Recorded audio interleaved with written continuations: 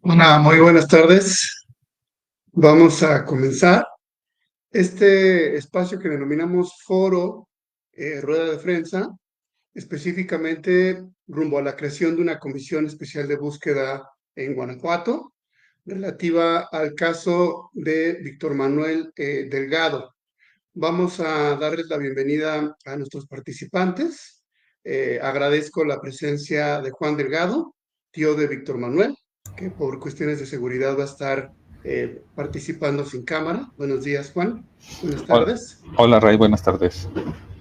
Vamos a darle la bienvenida también a Fabrizio Loruzzo. Él es investigador de la Universidad Iberoamericana León e integrante de la Plataforma por la Paz y la Justicia en Guanajuato. ¿Qué tal? Buenas tardes, gracias. Y a Héctor Cerezo, integrante del Comité Cerezo. Muchas gracias. Buenas tardes. Gracias, Héctor. Voy a hacer una introducción breve al caso. Después le daré la palabra a Juan para que nos cuente cuál es la postura de la familia. Y después escucharemos a Fabrizio hablando de la responsabilidad estatal en casos de presunta desaparición cometida por particulares. Y escucharemos a Héctor Cerezo específicamente hablando sobre el caso de Gabriel Alberto Cruz Sánchez y Edmundo Reyes Amaya, el caso que por una orden judicial se instruyó la creación de una comisión especial de búsqueda.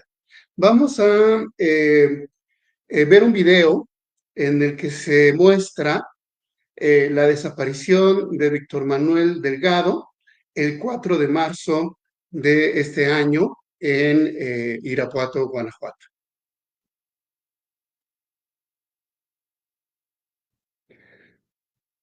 El 4 de marzo, alrededor de la 1:20 de la tarde, un vehículo tipo pick-up ingresó a una comunidad en Irapuato, Guanajuato.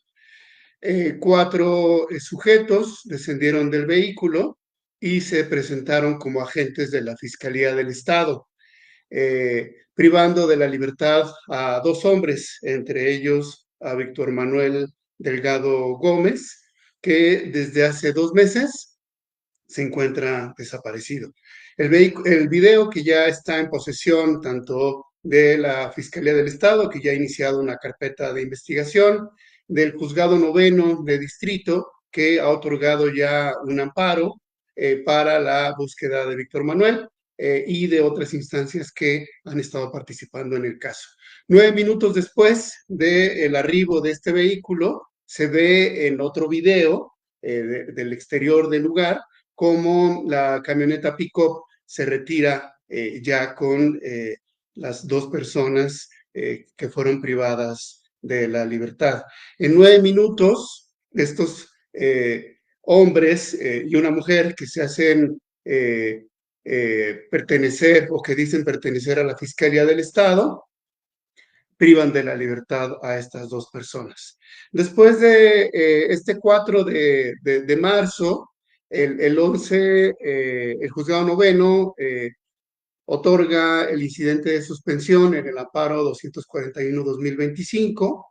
La Subprocuraduría B de Irapuato inicia la queja 778-2025 para verificar si efectivamente participaron agentes del Estado y obtener información respecto a las presuntas violaciones a derechos humanos. Es importante señalar que el 18 de marzo el Comité contra la Desaparición Forzada de Naciones Unidas otorga la acción urgente 2004-2025, donde reconoce que según el artículo 2 de la Convención, esta desaparición podría ser considerada como una desaparición forzada.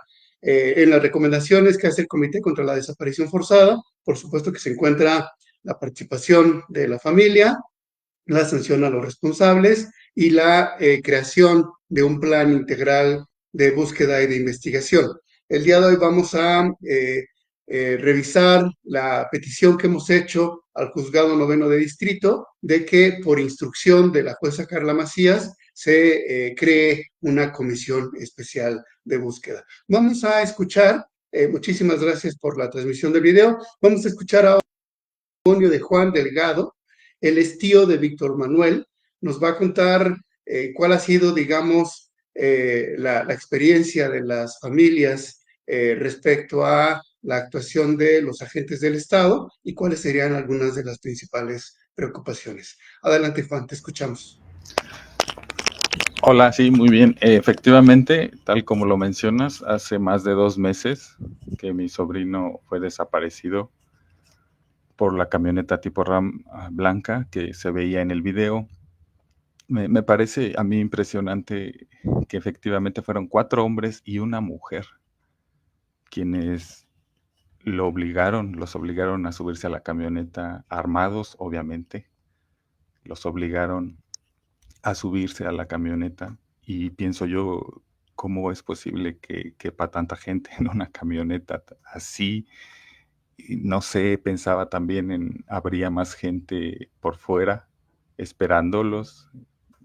Por mi cabeza pasan muchas cosas y a más de 2 meses todavía no sabemos absolutamente nada, no tenemos noticias, ni para bien, ni para mal, ni en ningún sentido, simplemente estamos ahí estancados, pensando todos los días cómo estará, estará vivo aún.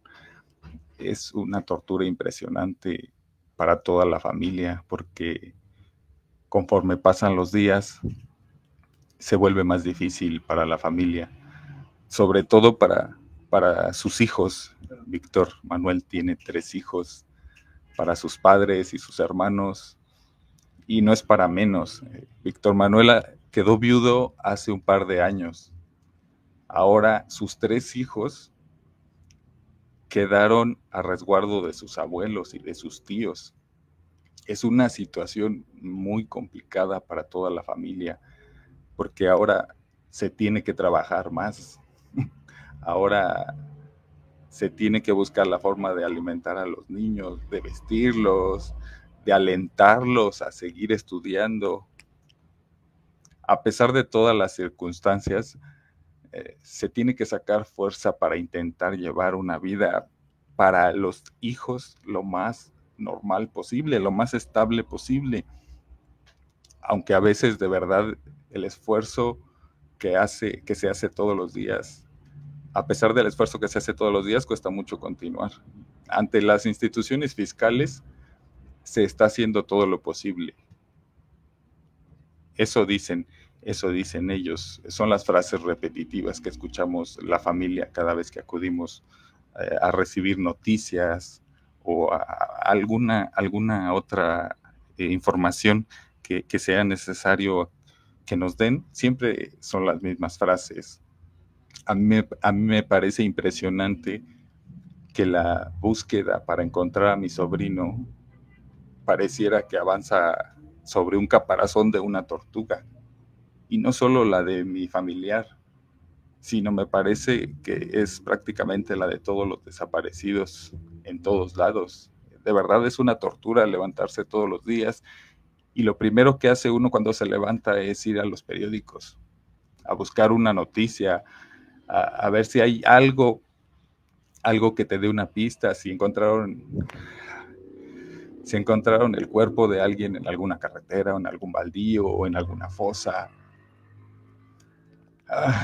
Buscar a diario algo que coincida con las características o la vestimenta de Víctor Manuel es un infierno, de verdad, es algo horrible, y lo peor de todo es que se está expandiendo en todo el país y en todas las familias de todo el país. Es algo terrible, de verdad.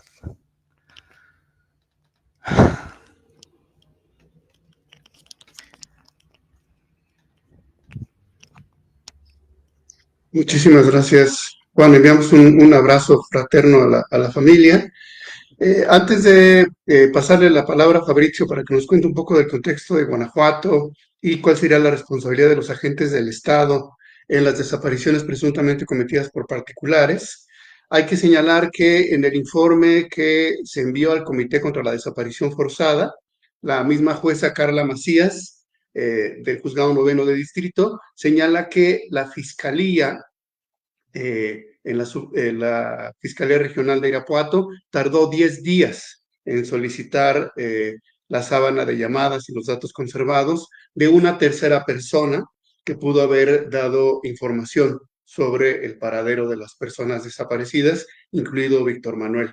Esta omisión que la propia jueza señala no solamente limitó la posibilidad de localizar con vida durante los 10 primeros días a Víctor Manuel, sino que podría incluso presumir alguna acción de aquiescencia por parte de agentes del Estado. Por eso la familia y la Plataforma por la Paz y la Justicia ha pedido que se cambie el fiscal responsable del caso, porque sospechamos que además de la omisión inicial en la prevención de la desaparición, pudiera eventualmente existir alguna aquiescencia por parte de la Fiscalía de Justicia de Guanajuato respecto a los autores materiales de esta desaparición. Si bien la Fiscalía ha dicho que no eran agentes de la institución, y ha mostrado en el juicio de amparo que ellos no tenían una orden de aprehensión respecto a esta privación de la libertad, nos parece que esta omisión de los 10 primeros días de la Fiscalía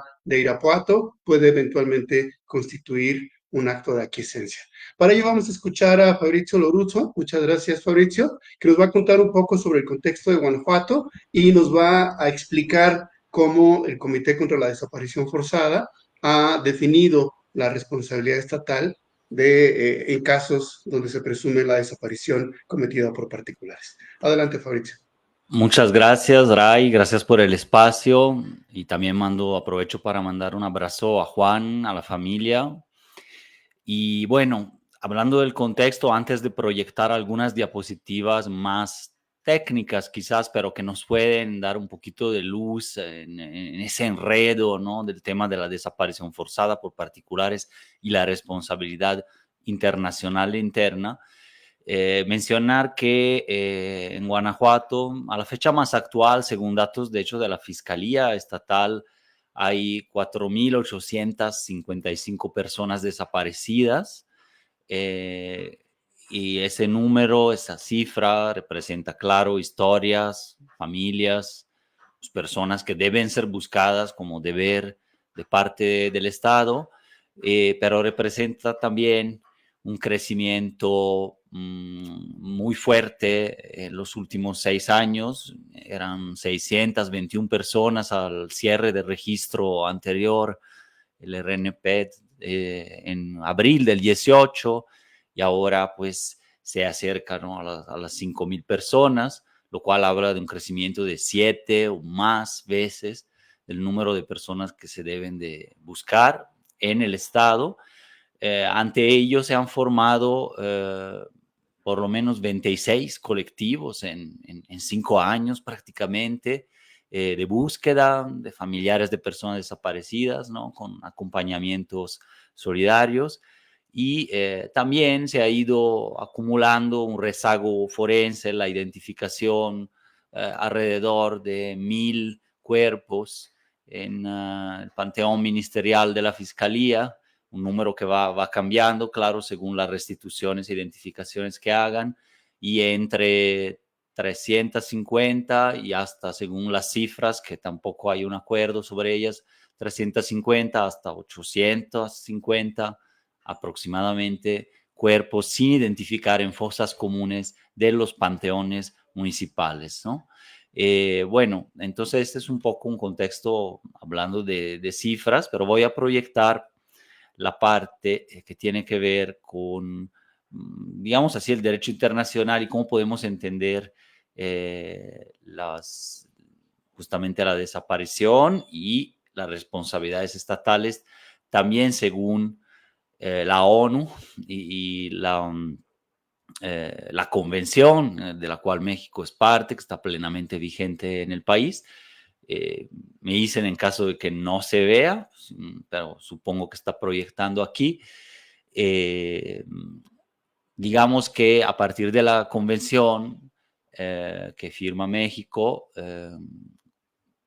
de la ONU, hay declaraciones del comité, crea el Comité contra las Desapariciones Forzadas de la ONU, y una serie de precisiones sobre puntos que no quedan del todo claros y que van precisándose. Y esta última declaración del 2023 viene justo a hablar de casos en que hay áreas grises en el entendimiento de quién cometió las desapariciones, pero que sí implica responsabilidades, ¿no?, estatales. Simplemente para recordarlo, ¿no?, la Convención Internacional, el Sistema de Naciones Unidas para la protección de todas las personas contra desapariciones forzadas, también se une con otros instrumentos internacionales, como la Convención Interamericana, que de hecho es anterior, sobre desaparición forzada de personas, entonces el sistema nada más interamericano, y la Ley General en materia de desaparición forzada, cometida por particulares, Sistema Nacional de Búsqueda, que es la Ley General Mexicana, y luego las leyes estatales que se derivan de ella, ¿no? Bueno, en todos esos instrumentos sabemos, muy brevemente, porque no es el tema central ahora, pero como introducción, la desaparición forzada, en este caso, es privación de la libertad, ya sea de forma legal, por ejemplo, un policía con orden de detención, ¿no?, irrumpe en una casa, pero con todo lo de la ley, por ejemplo, a detener o una detención en la calle, en flagrancia o en cualquier otro caso. Pero luego también hay privaciones de la libertad sin ese mandato, ¿no?, completamente ilegales por agentes del Estado también, un retén militar, ¿no?, en la calle, agentes ministeriales que se meten a una casa y se llevan a personas, ¿no? Privación de la libertad es un elemento de esa forma por agentes del Estado o bien particulares, un grupo armado, un grupo delincuencial, un grupo de personas coludidas con agentes del Estado, que actúan, sin embargo, con una autorización de agentes del Estado, ¿no?, un jefe militar, un jefe de una fiscalía, ¿no?, con el apoyo o la aquiescencia. Y después se niegan a reconocer la desaparición o a dar información y ocultan el paradero de la persona, ¿no? Estos son los elementos: privación de la libertad, agente del Estado o particular con su autorización, y negativa a reconocer el paradero de la persona o a dar información, ¿no? Claro que cada uno de estos elementos implica cosas, ¿no? Es esta que vemos aquí, el artículo 2 de la Convención. No lo voy como que a repetir por cuestión de tiempo. En la legislación mexicana, además, en el artículo 34 de la Ley General, también se agregó una desaparición no solo forzada, sino cometida por particulares, que queda definida así, como una privación de la libertad con el fin de ocultar a la víctima o su suerte o paradero, como queda muy desdibujado. De hecho, se parece mucho a una de las definiciones posibles del secuestro de persona, pero por ahora lo dejamos así. Cualquier desaparición, de todos modos, forzada o por particulares, en la ley mexicana, requiere de toda una serie de debidas diligencias y de derechos de las víctimas directas e indirectas y mecanismos de búsqueda e investigación inmediatos, ¿no? La falta de estos, en ciertos casos, como mencionaban justamente al inicio de esta sesión, puede ser interpretada como una aquiescencia del Estado, entonces ya entraría como una desaparición forzada, ese crimen en contra de la persona, o como justo formas de tolerancia del fenómeno, ¿no? Entonces, tenemos que en la desaparición forzada puede intervenir entonces un actor justamente no estatal. Ya mencioné algunos ejemplos, ¿no? Un grupo armado, personas vestidas de civil que se identifican como de la fiscalía, por ejemplo, o como parte de alguna otra corporación, pero que se llevan a una persona, básicamente la privan de la libertad y ya no dan información de lo que pasó, ¿no?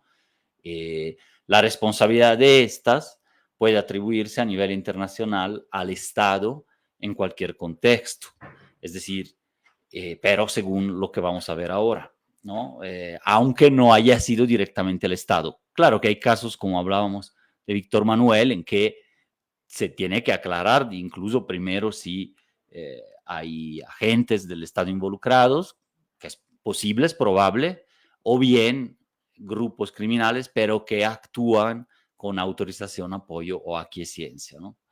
Luego, entonces, con autorización, el Estado da permiso, autoriza crimen, autoriza desaparición, algún funcionario, ¿no? No todo el Estado, pero sí alguien un servidor público, da apoyo, asistencia, despeja zonas, apoya con armas, apoya de alguna manera esa desaparición, o bien, y vamos al un poco más lábil, ¿no? Un poco más complicado a veces, también el Estado puede simplemente, por así decirlo, conceder, dar, tener aquiescencia hacia una desaparición. Entonces, es cuando, y eso lo define justo esa declaración que vimos al inicio de la ONU, basada en la convención, en una interpretación, ¿no? Pero que ya es parte de la doctrina internacional.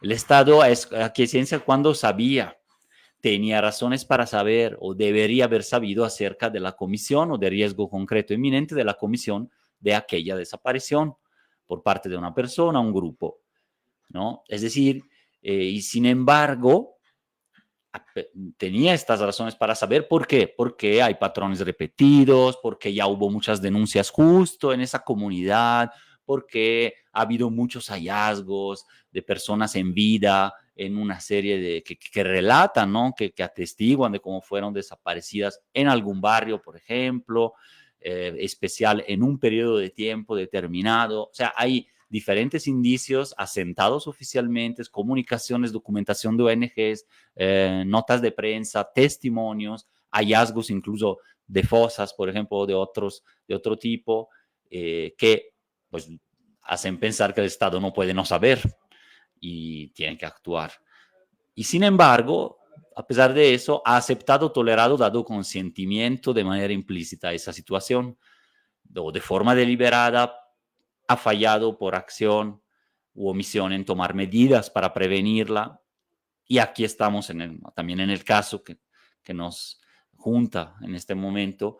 También no tomó medidas para investigar y castigar a los perpetradores, ha actuado en colusión con ellos o con indiferencia total hacia la situación de las víctimas potenciales en ese contexto, digamos, de peligro, de riesgo, ha creado las condiciones que permiten su comisión y en particular hay que aquiescencia cuando, o se presume, existe lo que mencionaba, un patrón reconocido de desapariciones de personas y el Estado ha fallado en tomar medidas necesarias para prevenirlas, investigar y procesar a los perpetradores. En estos casos, el Estado tiene el deber de probar que no ha habido aquiescencia de su parte y es cuando se dan esos diálogos con la ONU, con las organizaciones, con las familias, en que el Estado, a veces funcionarios tratan de justificar o mostrar las acciones que han hecho para prevenir, investigar y castigar ese crimen y entonces negar que haya habido esa aquiescencia.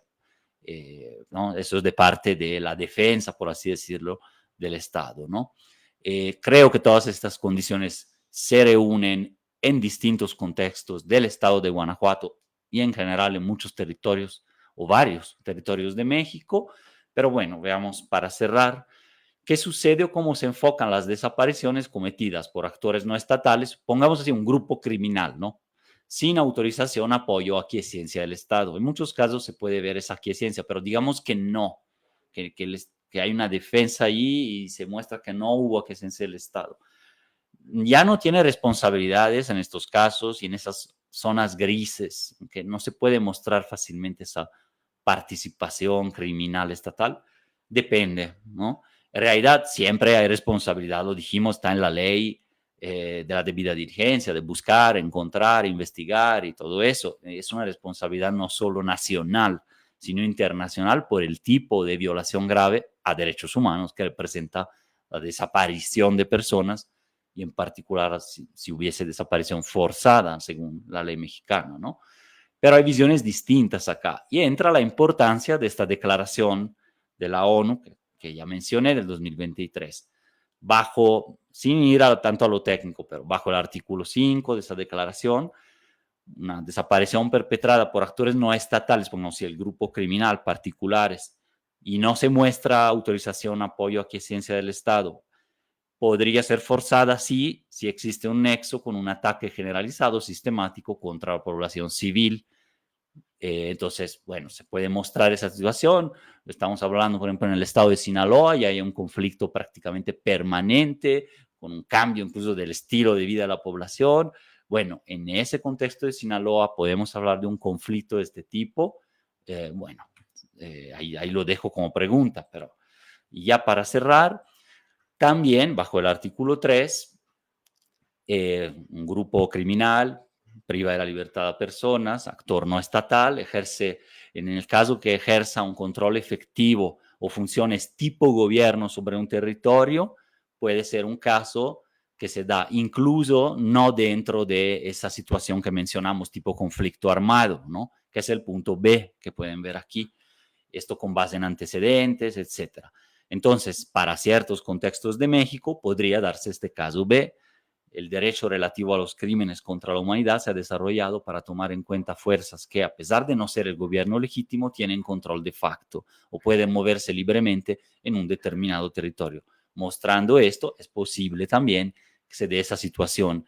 Estamos hablando aquí que no hay autorización, apoyo o aquiescencia del Estado directamente demostrable, pero por contexto, justo el que se trata de documentar, no solo como academia, como sociedad civil, familiares, etcétera, por contexto podríamos también imputar esa responsabilidad y hablar incluso de desaparición forzada en estos casos.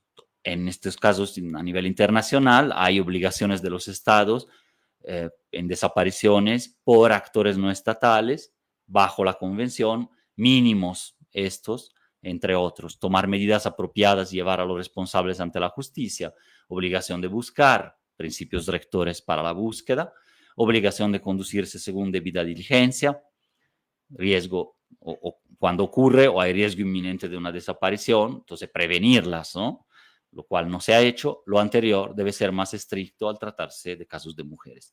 Dejo de compartir, perdón por haberme extendido unos 3 minutitos más, pero espero haber contribuido un poco más, ¿no? Muchas gracias. Muchísimas gracias, Fabricio, por darnos contexto, por explicarnos cuál es la responsabilidad estatal en casos de presunta desaparición cometida por particulares. Y vamos a darle la palabra ahora a Héctor Cerezo. El Comité Cerezo es una organización de derechos humanos que tiene 25 años prácticamente haciendo un trabajo de defensa de derechos humanos. Ellos acompañan una comisión especial de búsqueda, como decíamos al principio. Quisiera, antes de darle la palabra a Héctor, enviándole un fuerte abrazo, decir que la ley general establece la creación de grupos interinstitucionales de búsqueda. De hecho, hemos solicitado también que la Comisión Nacional presente planes regionales de búsqueda que implica la coordinación entre diferentes entidades federativas, pero eso no ha sucedido.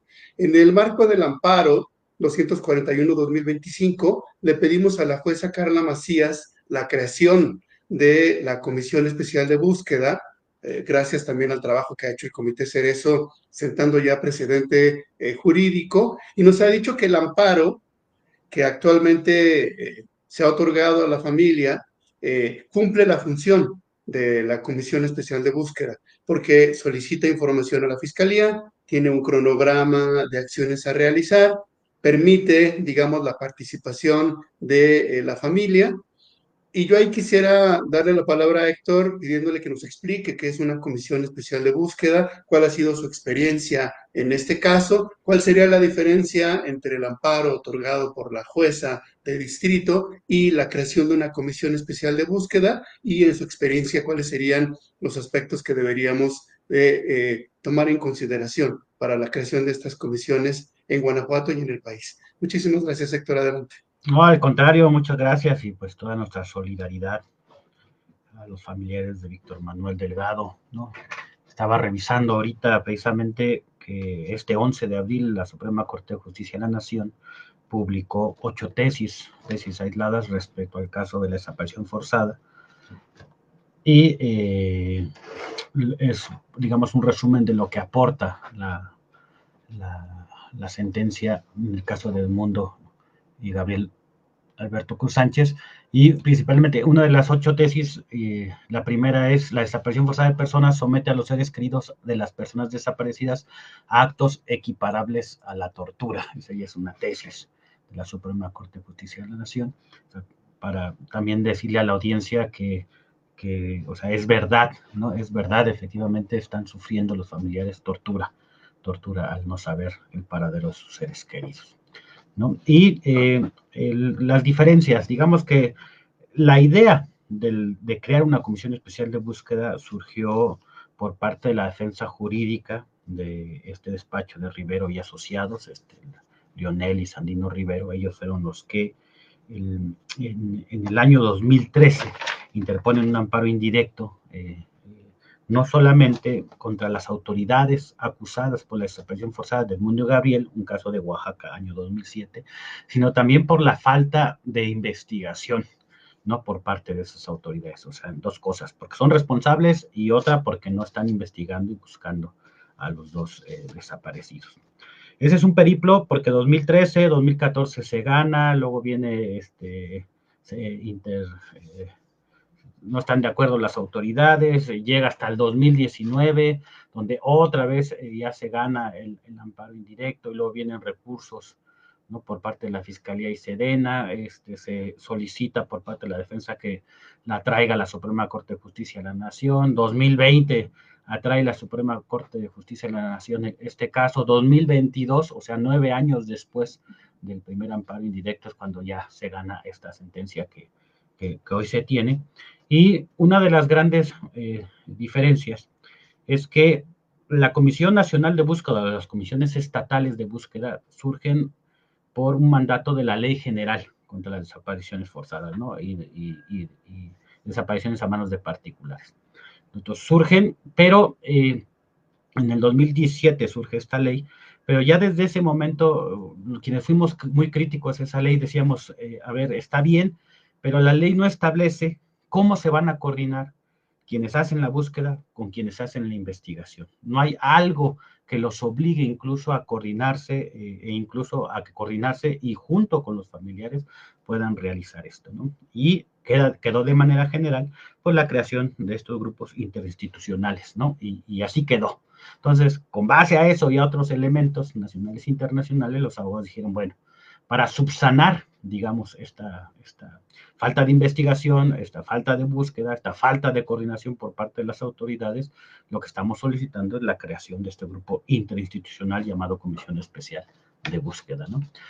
Eso fue un gran tema porque todas las autoridades se pusieron en contra de la creación de la Comisión Especial. La Comisión Nacional decía, pues, ¿por qué una comisión especial? Si es mi labor buscar. La Fiscalía decía, bueno, tampoco es necesaria una comisión especial porque yo voy a investigar, etcétera. Pero lo real es que, pues, ni buscaron ni investigaron.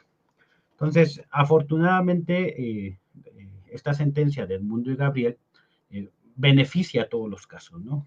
Hay otra comisión especial de búsqueda que ya no se tardó 9 años, se tardó 6 años en ser creada. La otra que se tardó como 3 años, y así se van acortando los tiempos porque, pues como ya es una sentencia de la Suprema Corte, ya es difícil que, aunque pasa como en este caso, que magistrados o jueces o juezas cuestionen la pertinencia de una comisión especial de búsqueda. ¿Qué hace la Comisión Especial de Búsqueda? No solamente hace lo que un amparo, digamos, el amparo solicita información por escrito a todas las autoridades, pregunta si están investigando. No, la Comisión Especial de Búsqueda tiene como una de las obligaciones principales es el crear un plan de búsqueda y de investigación. Y crear ese plan no solamente de manera conjunta y coordinada entre fiscalías y Comisión Estatal o Comisión Nacional, sino también en conjunto con familiares de las víctimas, con su representación jurídica, con acompañantes nacionales e internacionales, ¿no? O sea, los familiares tienen el derecho de llamar a quienes ellos consideren puedan aportar al caso y sumarlos a la Comisión Especial de Búsqueda. También nos ahorra muchísimo tiempo. Antes de la Comisión Especial de Búsqueda teníamos que reunirnos, por un lado, con la Fiscalía, por otro lado, con la Comisión de Atención a Víctimas, por otro lado, con la Comisión Estatal de Búsqueda, por otro lado, con Secretaría de Gobierno del Estado Federal. Lo que hace la Comisión de Búsqueda Especial es que obliga en un solo lugar, a una sola hora, en una sola reunión, a que estén presentes todas las autoridades involucradas, tanto en la búsqueda, en la investigación de las personas desaparecidas. Entonces, logramos que no tengamos que ir a 6, 7, 8 dependencias en horarios distintos, sino en una sola reunión, sentarnos y trabajar en dos cosas. Uno, la búsqueda inmediata, el plan inmediato de búsqueda. Dos, la investigación y las diligencias que tiene que estar haciendo la Fiscalía. Y tres, el documento de análisis de contexto, que ese va a ser muy importante, que tienen que elaborar de manera inmediata un análisis de contexto del por qué están pasando las desapariciones. Esas desapariciones en la región, en el estado o en el país, patrones, tendencias, etcétera, que van a permitir inclusive abrir o generar nuevas líneas de investigación o de búsqueda. Todo esto paralelo. Y el análisis de contexto de ese documento pues, debe que ser un documento abierto, así lo hemos pedido, porque se van generando nuevas informaciones. Entonces, digamos que la Comisión Especial de Búsqueda, al ser producto de un mandato judicial, primero no tiene temporalidad.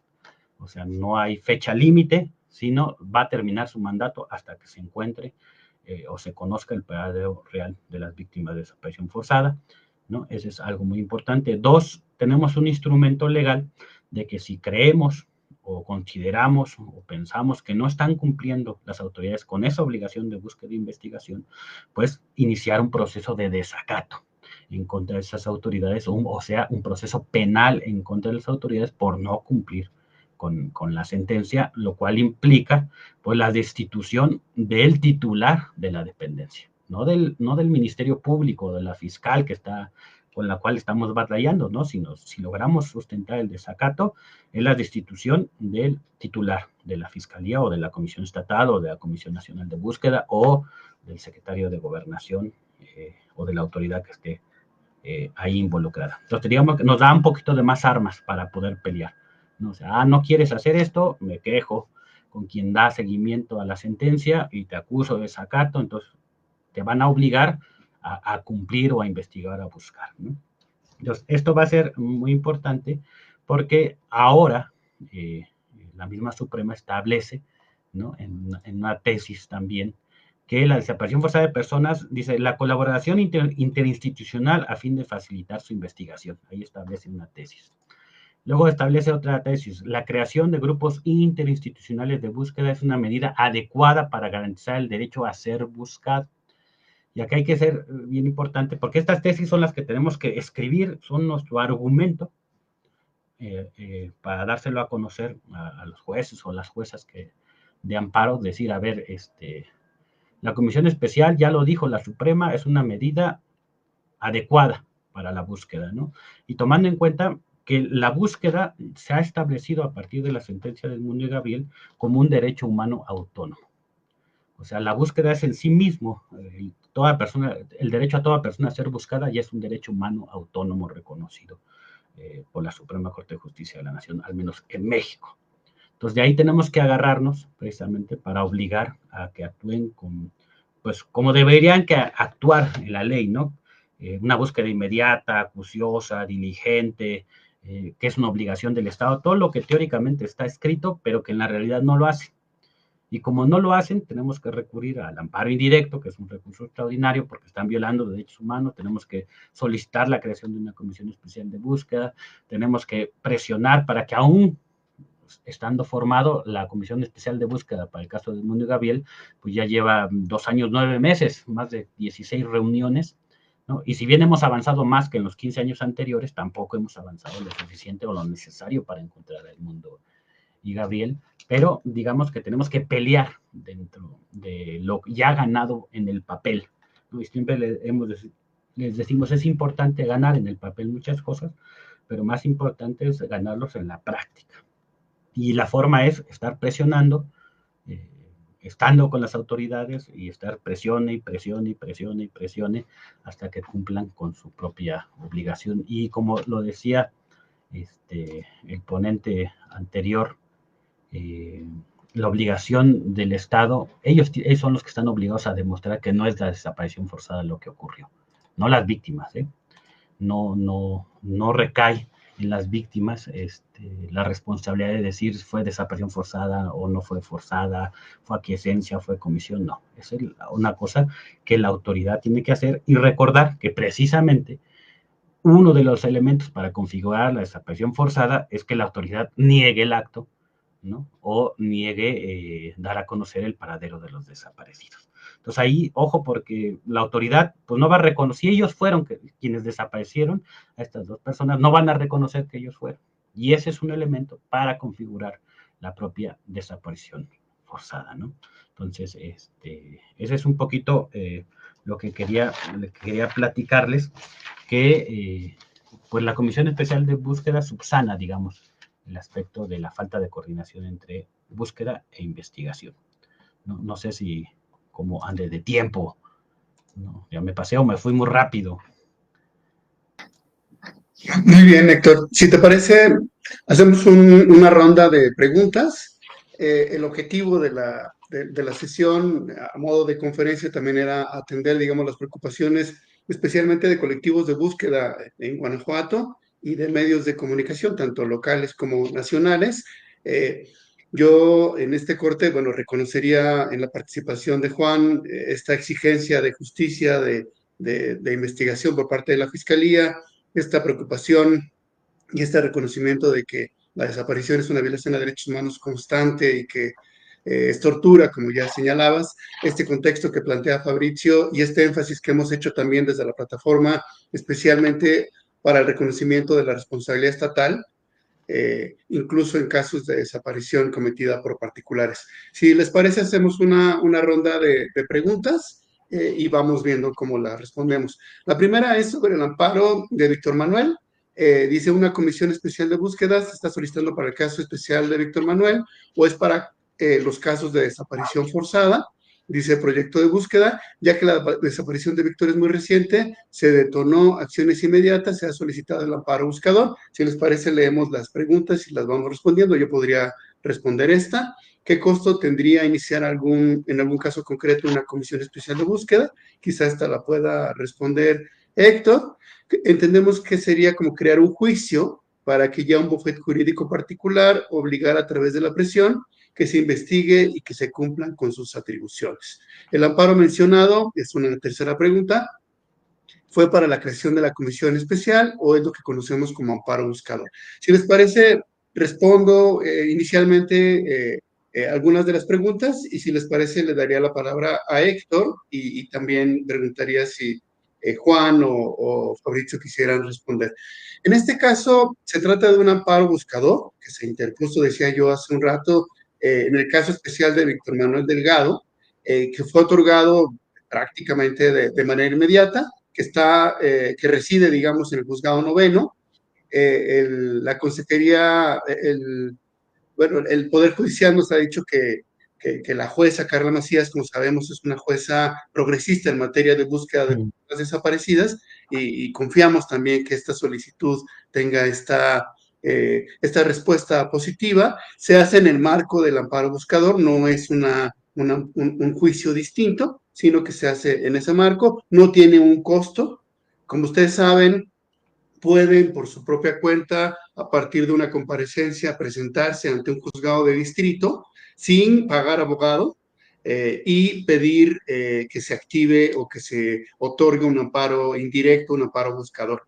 Cualquier persona familiar de persona desaparecida puede de manera inmediata después de la desaparición presentarse al juzgado de distrito más cercano a su domicilio y a través de la comparecencia sin abogado pedirle al a quien se encuentre de guardia, que se inicie este juicio de amparo y se puede, a partir del propio desarrollo del juicio, ofrecer algunas medidas. En el caso de Guanajuato, hay que decir que no todos los juzgados de distrito son muy ágiles en materia del amparo buscador, pero creemos que algunos como este pueden efectivamente atender estas peticiones. Yo respondería hasta allí. No sé, Héctor, si quisieras responder de si tiene algún costo, de si requiere un despacho particular y si se tiene que iniciar un juicio de amparo particular para crear esta comisión especial de búsqueda.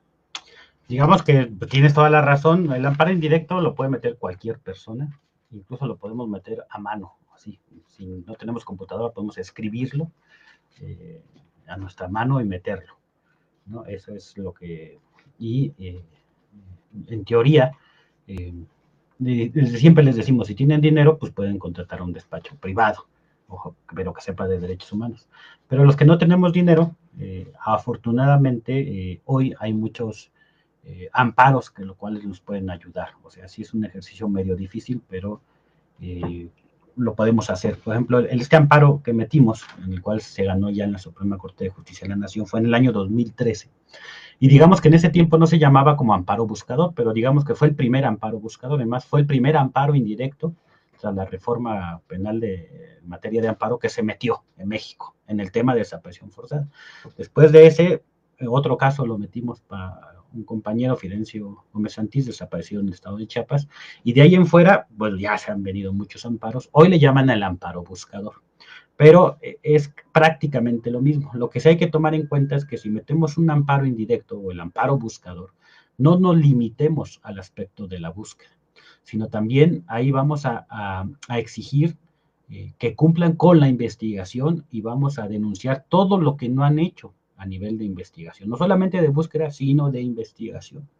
Y vamos a tratar de obligar a que se coordine la búsqueda con la investigación. E incluso, si ustedes leen el amparo de Mundo y Gabriel, que es un amparo que es público, que también fue otra pelea, ¿no?, que se ganó, es que incluso el expediente jurídico del Mundo y Gabriel es público. Los más de, ¿cuántos tomos van? Más de 60 tomos son públicos, ¿no? En grave violación de derechos humanos no puede haber secrecía en ese sentido.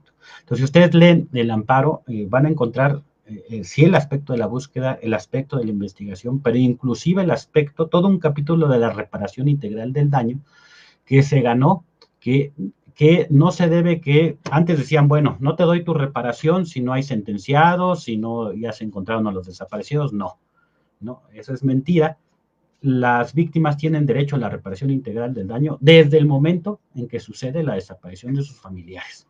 Eso hay que pelearlo y el amparo nos ayuda y obliga a la Comisión Estatal de Atención a Víctimas o la Comisión Nacional de Atención a Víctimas a cumplir con la reparación integral. O sea, no es lo mismo que yo le pida a una institución que me lo haga, o que busque, o que investigue, o que repare, y que yo dependa de la voluntad política de esa autoridad, o dependa de la fuerza que yo tenga para obligarlos, a que sumado a eso tengamos un mandato judicial que los esté obligando y que les esté diciendo que si no cumplen va a haber una sanción primero económica y luego ya penal, ¿no?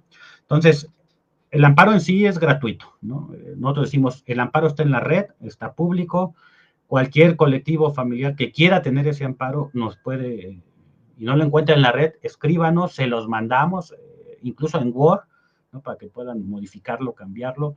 Podemos dar una asesoría de cómo llenar ese amparo. No cobramos porque somos organización de derechos humanos, ¿no? Entonces, es algo que nosotros hemos trabajado mucho, que los familiares puedan realizar ese amparo, pero con una mirada muy amplia, ¿no? No solamente la búsqueda inmediata, sino la investigación, la reparación y todo lo que implica los derechos de las víctimas como verdad, justicia, memoria, medidas de no repetición. Entonces, digamos que el amparo buscador, tal y como está ahorita en algunos formatos, está bien, pero nosotros creemos que hay que complementarlo con otras cosas, ¿no? Muchísimas gracias, Héctor. Yo quisiera decir algunas palabras ya como conclusión, especialmente sobre el caso, pero antes quisiera darle la palabra a Fabricio. Gracias. Bueno, primero destacar como pues, el papel del Poder Judicial, ahora en esta fase también de cambio dentro de él, la importancia del propio tipo de amparo buscador, que finalmente exige a las autoridades, un poco como lo hacen las acciones urgentes de la ONU, ¿no? Algo que deberían de hacer o de estar ya haciendo de alguna forma, pero más allá de eso puede ser innovador, ¿no? Amplificar ese principio pro persona y construir comisiones, mecanismos ad hoc, especiales, reforzados, ¿no? y que entonces, bueno, ahí va abriendo brecha, va abriendo camino, ¿no? a la tutela de los derechos. Eso por un lado, ¿no? Retomando lo que decía Héctor. Por otro lado, también señalar, y como parte hasta del aprendizaje en el acompañamiento, como si bien el amparo buscador esté previsto como tal formalmente en la legislación para casos de desaparición forzada, eso no excluye que se pueda solicitar para donde hay ciertas formas de presunción de desaparición forzada, aunque no esté claro que esté en esa área gris que mencioné en la exposición, en donde se pueda evidenciar por contexto o por aquiescencia, de manera más o menos indirecta, la posible participación de agentes estatales, y entonces aplica que jueces, juezas, conocedores, ojalá no, propiamente de ese tema, pero sí lo concedan, ¿no? Y soliciten, más allá de lo formal y de la ley, puedan hasta tener un catálogo de cosas, acciones concretas que puedan solicitar, como por ejemplo en este caso la comisión interinstitucional especial, el análisis de contexto, etcétera, etcétera, etcétera, y ligado a la investigación también y no solo a la búsqueda, ¿no? Entonces, bueno, era un poco mi cierre. Gracias. Muchísimas gracias, Fabricio. Este espacio se creó, por supuesto, para discutir el alcance de las acciones, pero también para hacer algunos planteamientos. Como escuchamos en el caso de Víctor Manuel, Juan nos decía al principio que hay una exigencia de realizar algunas diligencias. La Comisión de Búsqueda le ha pedido a la Fiscalía algunas órdenes de cateo para realizar búsquedas, estas no se han realizado. Secretaría de Gobernación tardó más de 10 días en enviar una minuta que tiene algunos acuerdos que podrían, por supuesto, tener seguimiento, especialmente presumiendo la búsqueda y la localización con vida de Víctor Manuel, que como ya decíamos, hay un retraso de 10 días en la búsqueda inmediata, pero que es urgente seguir realizando estas acciones. Y las dos peticiones que haríamos como Plataforma por la Paz y la Justicia es una al fiscal general de Guanajuato, Gerardo Vázquez Alatriste, que acaba de ser nombrado en febrero por el Congreso de Guanajuato, respecto a la investigación en este y en todos los casos de desaparición. No solamente se tiene que cumplir con la formalidad de entregar los informes que le pide semanalmente la jueza Carla Macías, sino que tiene que mostrar, digamos, avances y disposición para la creación de esta comisión especial, que como ya ha dicho Héctor, eventualmente podría incluso implicar una responsabilidad en su carácter de titular de la propia Fiscalía General de Justicia del Estado de Guanajuato. Y la segunda petición es a la jueza, al juzgado noveno de distrito. Si bien el amparo ha ayudado, digamos, en estos 2 meses a obligar a las autoridades a coordinarse, nos parece que la información proporcionada en este espacio y lo que la misma jueza ha documentado respecto a las omisiones de la propia fiscalía y eventualmente en lo que Fabricio configuró aquí como aquiescencia, permiten justificar la creación de una comisión especial. En Guanajuato ya tenemos comisión de búsqueda, ya tenemos comisión de víctimas, hemos avanzado en la activación de acciones urgentes, pero nos parece que es momento también de generar estos espacios que, como se ha dicho acá, pueden ayudar al fortalecimiento de la coordinación interinstitucional, a coordinar la búsqueda administrativa con la investigación penal y en este caso incluso investigar si existe alguna aquiescencia por parte de agentes del Estado. No basta con negar que son agentes de la Fiscalía quienes detuvieron a Víctor Manuel, sino que es importante dar con su paradero, que ese es, digamos, el objetivo de cada una de las acciones que se han realizado. En el caso de la Plataforma por la Paz, con la Procuraduría de Derechos Humanos, con el Juzgado de Distrito, con la Fiscalía del Estado, la Comisión de Búsqueda, la Comisión de Víctimas, ¿no? Y que pues lo importante es dar urgentemente con el paradero de Víctor Manuel, que el pasado 4 de mayo cumplió 2 meses de haber sido desaparecido. Yo cerraría este espacio, salvo que alguno de ustedes quisiera hacer algún comentario final de conclusión. Daríamos entonces paso al cierre.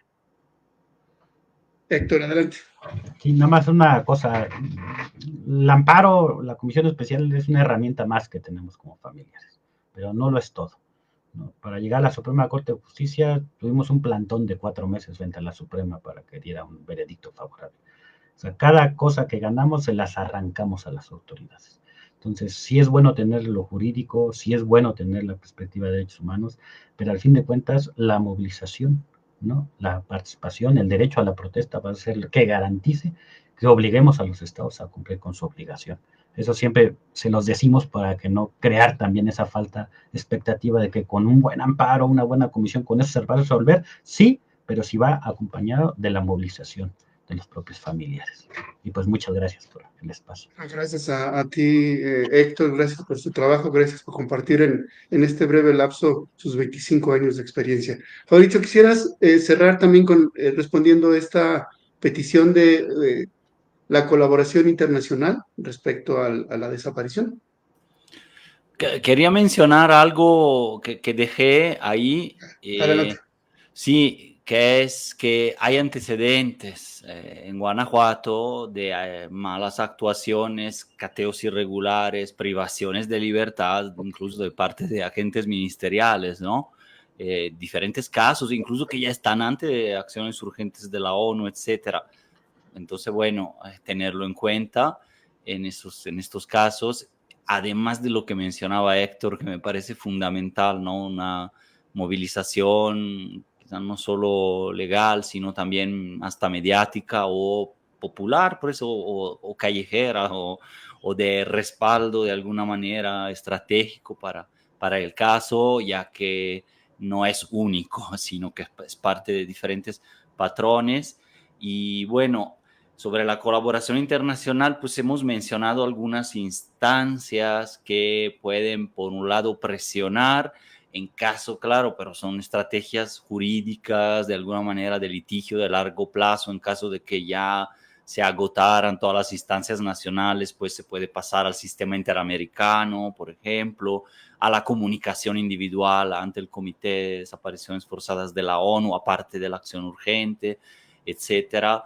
Y no sé, ahí no lo conozco, si una comisión especial de búsqueda pudiera tener algún tipo de también colaboración, asesoría o mecanismo también internacional de refuerzo, en dado caso de que se creara, etcétera. Pero son ahorita nada más anotaciones al margen que se me ocurren. Pero bueno, ahí agradezco la pregunta también. Bien, muchísimas gracias a todos por su colaboración. Vamos a seguir en el Facebook respondiendo las preguntas. Enviamos un abrazo fraterno a la familia de Víctor Manuel Delgado. Exigimos a las autoridades presentación con vida de Víctor Manuel y pedimos que en el marco de esta comisión especial de búsqueda se avance, digamos, en la construcción de estos grupos interinstitucionales y en la necesidad de tener este plan de investigación y de búsqueda a partir también de esta resolución de carácter judicial. Muchísimas gracias al Centro PRO que nos alojó en su sala virtual y que nos ha estado acompañando a lo largo de esta sesión. Muchísimas gracias.